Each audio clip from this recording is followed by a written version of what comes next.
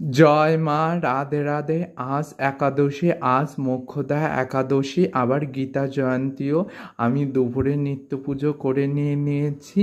অবশ্য আজকে ফল দিয়ে ভোগ লাগিয়ে দিয়েছিলাম। আজ আমাদের একাদশীতে অন্নগ্রহণ করতে নেই, আর আমি ভিডিও করার কথা আমি ভুলেও গিয়েছিলাম।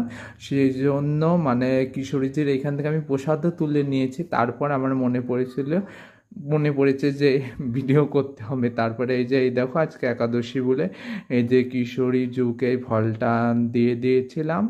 আর এখানে কিশোরী জুদের আজকে মানে পেয়ারা আর ড্রাগন ফল দিয়ে ভোগ লাগিয়েছিলাম। এইদিকে দেখো দাদা গোপনারায়ণ, বধূমাতা, শ্রীলক্ষ্মী, যে মঙ্গল ঘট, মঙ্গল সঙ্গে যে জলপাত্র, সবে প্রসাদ জাত তুলতেছে। এই দেখো পেয়ারা আর ড্রাগন ফল দিয়ে ভোগ লাগিয়েছিলাম।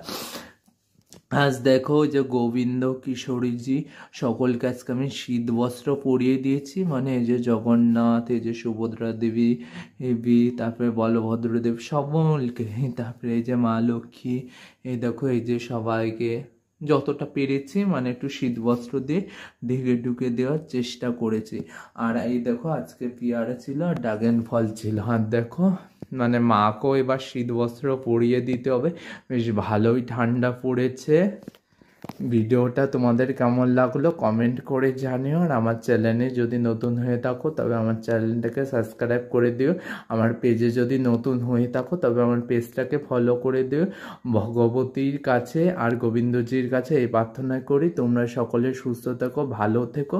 আর একটা কথা, তোমরা আজ একাদশী করো কিংবা নাই করো, সকলের উদ্দেশ্যে আমি বলছি, মানে নারায়ণ হোক কিংবা শিব হোক কিংবা যে কোনো ঠাকুরই হোক না কেন, সেই ঠাকুরের উদ্দেশ্যে তোমরা একটা ফল দিয়ে আসো।